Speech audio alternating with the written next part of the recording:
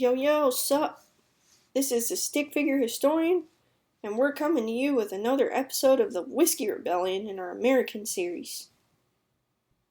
And, my voice is currently under attack by some malicious flu that's trying to stop me from making videos. So if my voice sounds kinda messed up, that's why. The show must go on.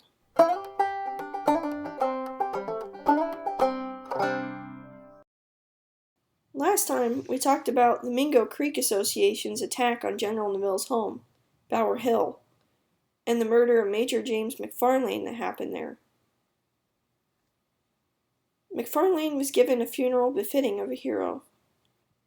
That's what he was, in the eyes of his comrades.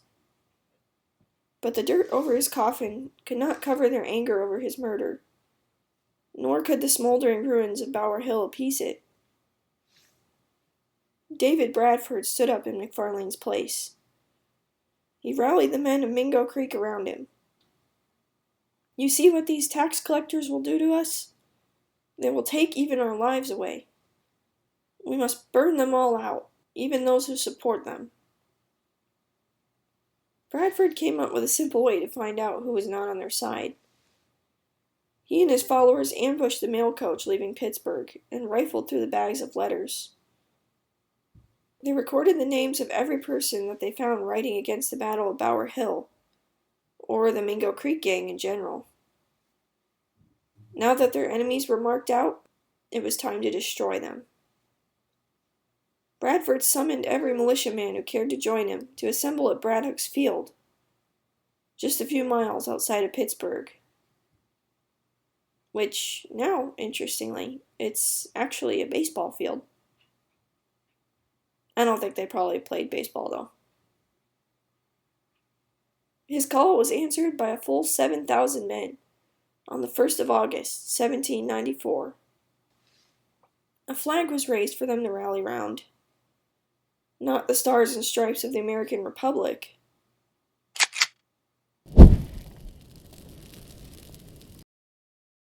but a new one of their own creation. A 6-stripe flag, with each bar representing one of the Pennsylvania counties and their alliance against the whiskey tax. And one West Virginian county, actually. There was 5 Pennsylvanian counties, but I'll explain that more later. And actually, I have to say there's a bit of debate about the flag. I've also seen this flag purported to be used by the Whiskey Rebels, but there's a lot of doubt about it, especially since it features 13 stars, supposedly representing the 13 states. But there were actually 15 states at the time the flag would have been made. It's thought that perhaps this was created by people commemorating the event later on. I've also seen this design, but I don't really know the story behind that one. Anyway, the point still stands. These guys are completely rejecting the rule of the American Republic by raising their own flag. Now, you must understand, not all of these 7,000 men were whiskey makers. Many of them didn't have stills. Actually, the bulk of them were so poor that they didn't own any property at all. Some of them had already been upset with the government before the whiskey tax. And some are just angry with rich people in general, who they viewed as a symbol and cause, sometimes rightly, of their poverty. But Bradford didn't exactly have a solid plan once he got his army assembled. He wasn't as able a leader as McFarlane had been, and unlike the group at Bower Hill, this one was more of a rabble or mob than an actual army. Some men wanted to wreck the property of the letter writers who opposed the Mingo Creek Association, but many others wanted to ravage all the rich homes in Pittsburgh, then burn the whole town to the ground. And some of them started crying out for a new revolution, one like the French were having at the time across the Atlantic. As you can imagine, when the citizens of Pittsburgh found out about this militia gathering, they were quite alarmed. They quickly got together and banished 3 of the men who had written letters against the Mingo Creek men, and sent representatives out to the field to say that they actually approved of the Whiskey Rebels. Thankfully, Brackenridge was among those 7,000 in Braddock's field. He managed to carefully guide and persuade the men away from their plans of sacking Pittsburgh. Under his guidance, they simply marched through the streets, proudly displaying their glittering arms, and only burning the hated Abraham Kirkpatrick's barns down on the way out of town.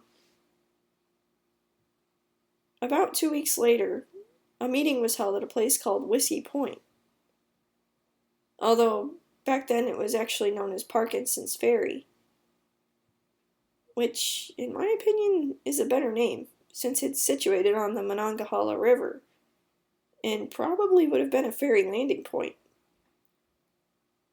Anyway, Bradford was there, of course, along with a rather fanatical fellow by the name of Herman Husband.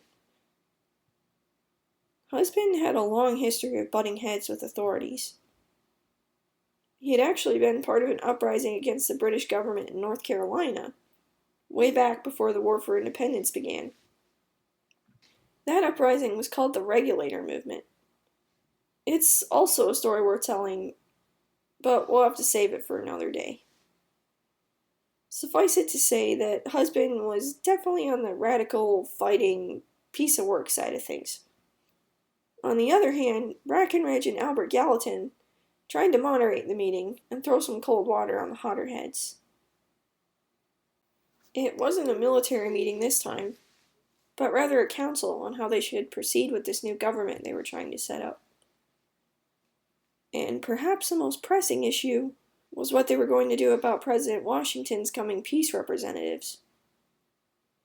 Brackenridge, Gallatin, and a few others were chosen to go and meet them. Yep, Washington was trying to make peace with the Whiskey Rebels. At least, that's how it seemed. In reality, he was currently gathering an army. He didn't actually believe that his peace representatives were going to accomplish anything. He had written a proclamation. Well, really, Hammy had written a proclamation, and that hadn't worked. He had sent a federal marshal in with court summons, and that hadn't worked.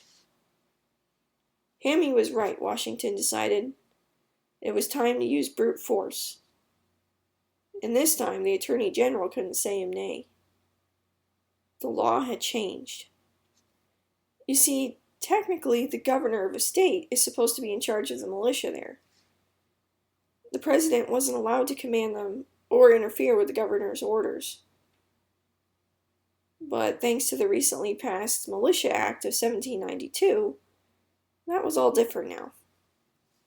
The Militia Act gave the president the right to command all the state militias whenever there was a foreign invasion or rebellion that the federal government decided the local state government couldn't handle.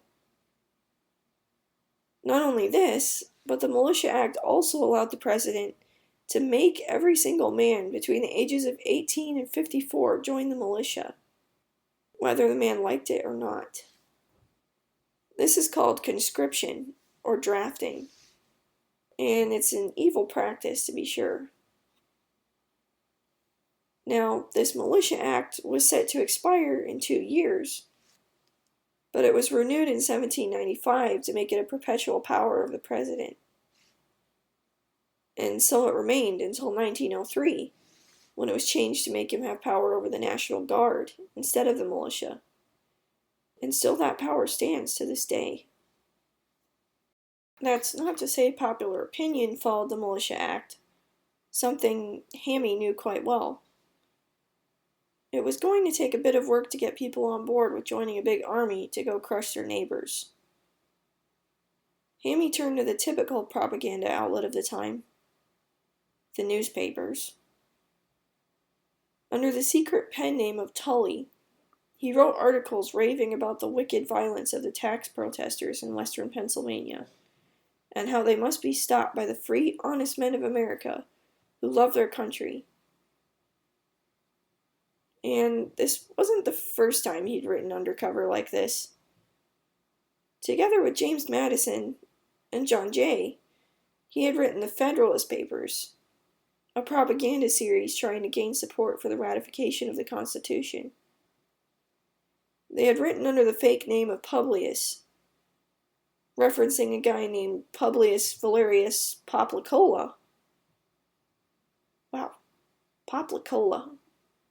It's a very kind of soda kind of name, like pop and cola. Anyway, Publius Valerius Poplicola, who had overthrown the monarchy in Rome in 509 BC in a revolution and set up a republic instead. Kinda weird. Anyhow, in the meantime, President Washington's peacemakers had arrived in Pennsylvania and were in talks with Breckinridge and Company. If you lay down your arms right now and submit to the laws and taxes of the government, Washington says you will all be granted pardon. That was the message, short and simple. Breckinridge didn't have high hopes, but a quick vote was taken among all the men in the 6 counties anyway. And you can see here the county in West Virginia that I mentioned earlier. But back then, it was actually part of Virginia, because West Virginia didn't actually become a separate state until 1863. But I gotta stay on track here. That was a really shady piece of business, though. The votes from the 6 counties were heavily divided. Many of the people were getting frightened. They just wanted to make peace before things got really ugly. But many of the poor and landless men wanted to keep fighting. And it was the latter who were in the majority. Washington's peacemakers made no peace at all, just as he thought would happen.